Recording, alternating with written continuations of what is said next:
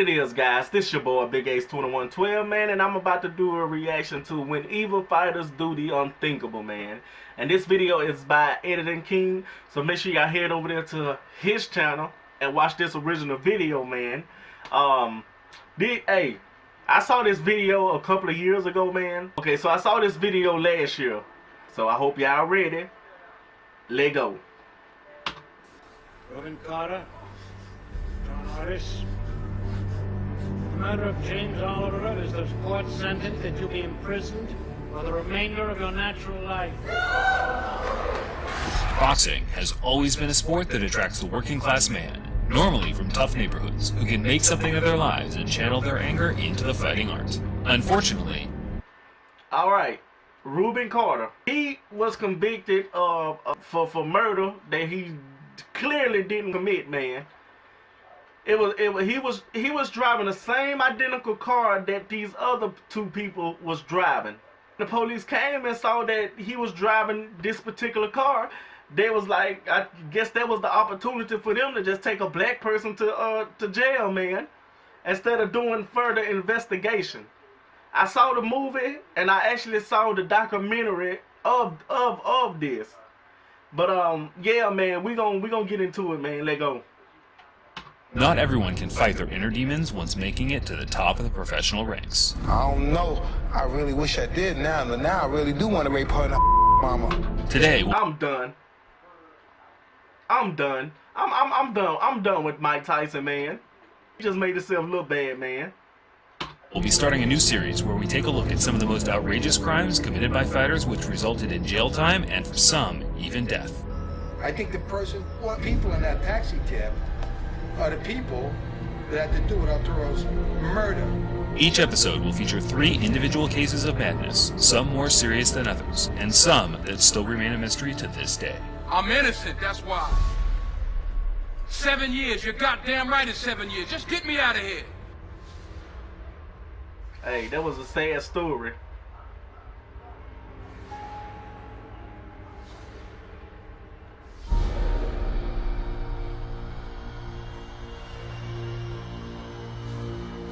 There's that big sweeping right hand from David Tua. Ibeabuchi, though, look at this. June 7th, 1997 would be the greatest night of the rising heavyweight contender Ike Ibeabuchi's career. The all-out slug. I don't know why I thought that was Mike Tyson. Because he was kind of fighting like Mike Tyson. I thought it was Mike Tyson, though, bro. But, hey, David Tua was a powerhouse, man. That dude hit, bro. When David Tua hit you, bro, you don't know it. You don't know it if your lights ain't knocked out. If he didn't blind all that. Go watch his fights, man. I promise y'all gonna get excited.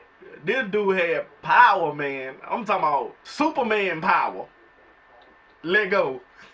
Fest with David Tua escalated his status in the heavyweight division and linked his name with Tyson and Lewis. Unfortunately, Ike was clearly a mentally unstable man and showed signs of illness in his post-fight interviews. God first. In fact, I told you what has been hidden from the wise and the prudent have been revealed to the babes and the sucklings.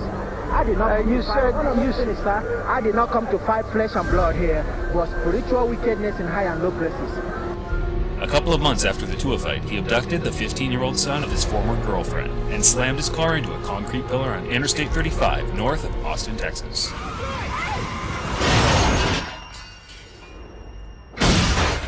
Clearly, that was a movie. According to the criminal complaint, the boy suffered numerous injuries from the accident and was told he would never be able to walk normally again. Now Arthur's in the chair, that was the buzz, but I bounce back like a real man does. Yeah, that's what a real man does. The courts concluded Ibeabuchi was trying to commit suicide, and he was sentenced to 120 days in jail after pleading guilty to false imprisonment. What happened to the people? Rail denied. Whatever happened to Rail justice? denied. And I bet you take it up the fucking ass, bitch. It would be in jail where he developed a new persona based on his nickname, the President. People close by him said there were times when he thought he was really a president. Boxing promoter and former HBO Sports executive Lou DiBella said, My boy Michael J. White. My boy Michael J. White. Bruh, his UFC and kickboxing skills is right there with my boy Bruce Lee, man. Okay. You guys ready? Fight!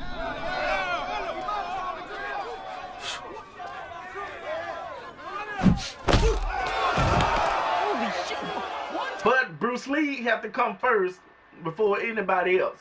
Bruce Lee, top 1. Michael J. White, top 2. My boy IP Man, I don't know, Dun Yin, something, I think.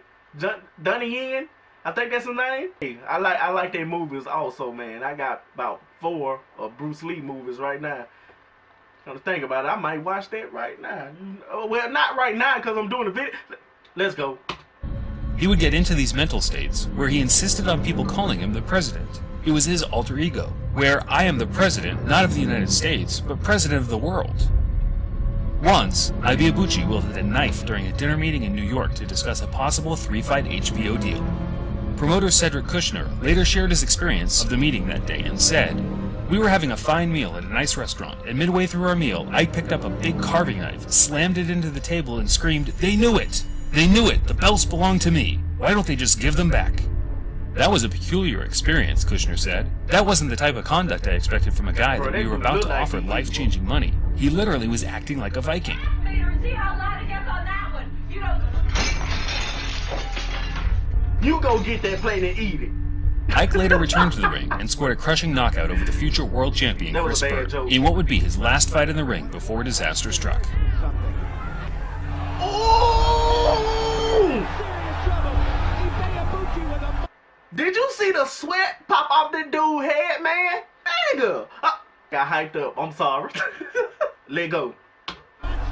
Just a couple months after his victory over Bird, Ike was staying at a hotel in Las Vegas when he phoned a local escort service and had a woman sent to his room. The 21-year-old woman said later she was there to strip and nothing else. She claimed Ibiabuchi attacked her in the walk-in closet after she demanded to be paid up front.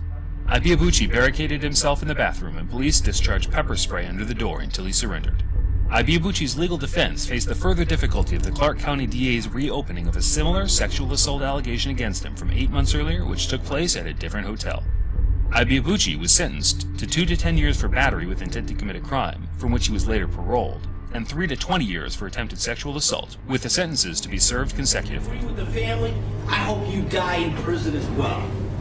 You know, if this was a death penalty state, you'd be getting the chair. Okay, actually, to let y'all know, he was not talking about the boxer.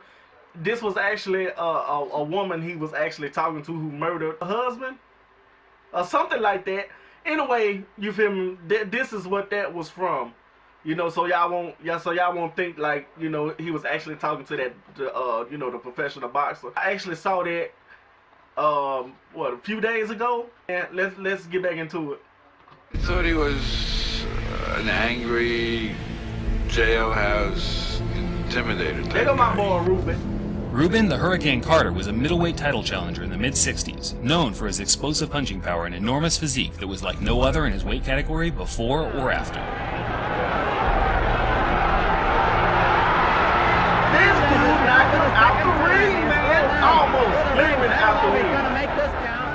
A troubled man from his younger years, Carter was known to the police and served a prison sentence for stabbing a man when he was just 11 years old. That dude, he trying to get little boy booty.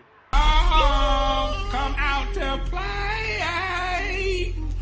I want that booty, Tom. You can't have my booty. Oh, yeah, I can. The booty is mine. It belongs to me. You cannot take my booty. That's what that was. I'm sorry that y'all had to hear this, but that's what that was. I saw the movie. He was trying to get little boy booty. You can't have my booty. But he couldn't get it. He poked him. Y'all saw it. Let's get back into it. Are going down. You see? And I'm going to see to it personally. He later escaped jail and joined the army in a last-ditch attempt to change his lifestyle. He learned to box and immediately proved to be of a high level. Once Carter was released from the army, he quickly reverted back to his old ways and was sent back to prison for multiple mugging incidents. After his release from prison in September 1961, Carter became a professional boxer and quickly became a top 10 middleweight of his time. But things took a turn for the worse on June 17, 1966. He was outspoken, menacing, and angry.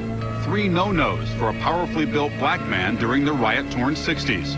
But personality, antisocial or otherwise, hardly placed veteran middleweight Ruben Hurricane Carter at the scene of a bloodbath in Paterson, New Jersey. At approximately 2:30 a.m. on June 17th, 1966, two men entered the Lafayette Bar and Grill at East 18th Street and Lafayette Street. One in the front door, one in the side door. Without saying a word, began firing weapons, killing two men. All right. From the documentary, it was a man standing outside who lied, I guess just to get his name out there. But he lied and said it was two black guys, when actually, with all fairness, it was two white guys. So, you feel me? So he lied and put an innocent man, and put two innocent men in jail, man. You know. But let's get back into this, man. Instantly, and wounding a man and a woman. Carter was later found guilty of the crimes and sentenced to life imprisonment. He always protested his innocence, and his story gained major publication from the media, which attracted celebrity appeal. It also caused a huge amount of racial tension between Americans in the New Jersey area, because Carter claimed he was convicted without sufficient evidence, and the law made an example of him for being a black man in the public eye who had a history of violent crimes. But you're right, maybe I should go down there. Yeah, I saw Ali. Yeah, maybe I should go grab my gun, shoot me a half a dozen of them nigger-hating cops. What you think, Bucky? I know I can get me about 5 of them before they get me.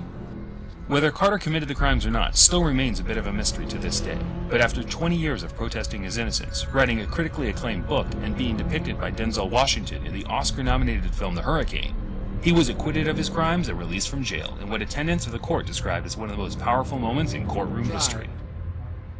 And convicted. I hereby order Reuben Carter released from prison. From this day. It was a touching moment. I don't know, have y'all ever saw that movie, man? But if you haven't, make sure y'all go watch that movie, man. Cause that movie right there is a good movie, man. Great movie. I love it. It was sad and emotional, man. I said it, and I'm not about to change it now. Let go. The score is clear. James Butler from New York City is ranked number 8 by the IB. I know y'all tired of me stopping, but I have to say this. This dude was literally crazy, bruh. This dude was crazy. Crazy. You feel me? Dude came up there and wanted to shake his hand, and he punched the dude in the mouth, broke his jaw. Then he killed somebody who he was staying with, then set the house on fire. But that's what happened. But let go. I spoiled it for all y'all. I'm sorry. 168 1/4 pounds. I'm sure by now, many of you viewers may be aware of the menace James Butler, who went by the nickname the Harlem Hammer. This, honestly, is not a story we like to keep reminding people of. But when you're making a video of the worst criminals in fighting history, this man obviously stands head and shoulders above the rest. And there was no repentance. There was no regrets. There was no empathy or sympathy for Richard Grant. Later accounts of the training partners of Butler said that he often would lose his rag in sparring and come very close to blows in the gym. Boxing analyst Teddy Atlas knew him well before he committed his violent crimes and said, "There was something very strange about him. I could tell if he didn't have boxing to keep him on the straight and narrow, he would likely be in jail for his temper."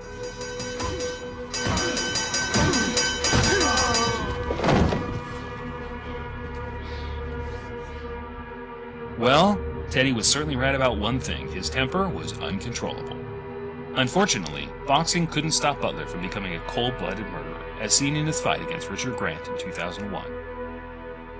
James Butler, the 28-year-old former USBA super middleweight champ, owns a record of 18-2 as a professional with 12 knockouts. Although many of you may have seen this clip before, it's what happened after which is mind-blowing. Bizarrely enough, the bout between Butler and Grant was just a charity match set up to raise money for the survivors of the 9/11 terror attacks.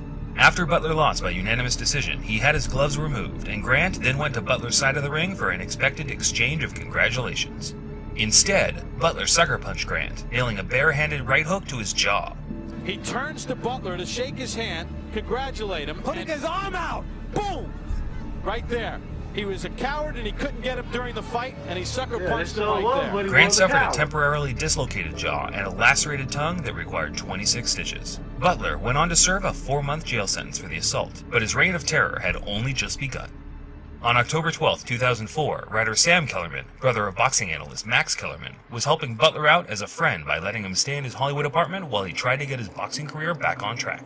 After a few months had passed, Sam asked Butler to leave, whereby Butler flipped out and brutally murdered Sam with a hammer, smashing him with 10 to 20 blows in the head. He then torched the house down to try and cover up the evidence, but 2 days later, Butler was arrested and sentenced to 29 years in jail. But objectively, my brother Sam was also a genius. He's a brilliant guy. What's it called? Look here. That still wasn't enough time for him for doing what he did. 29 years? No. You need to put some more years on that. That's 100%. I don't care if he is in the same race. In the same race as me. You feel me? As us black people. No, we don't condone in that. No, you know. No, we don't want part of that. You know, leave him in there. Well, better yet, I'm gonna end the video right here, man. I hope y'all enjoyed this, man. This is by Editing King, man. So make sure y'all head over there and watch this original video on his channel, man. Don't forget to hit that like and subscribe button. And also, do the same thing when you come to my channel as well. I almost said Lego. It's your boy Big Ace 2112, man. Hope y'all have a blessed day, man. Peace.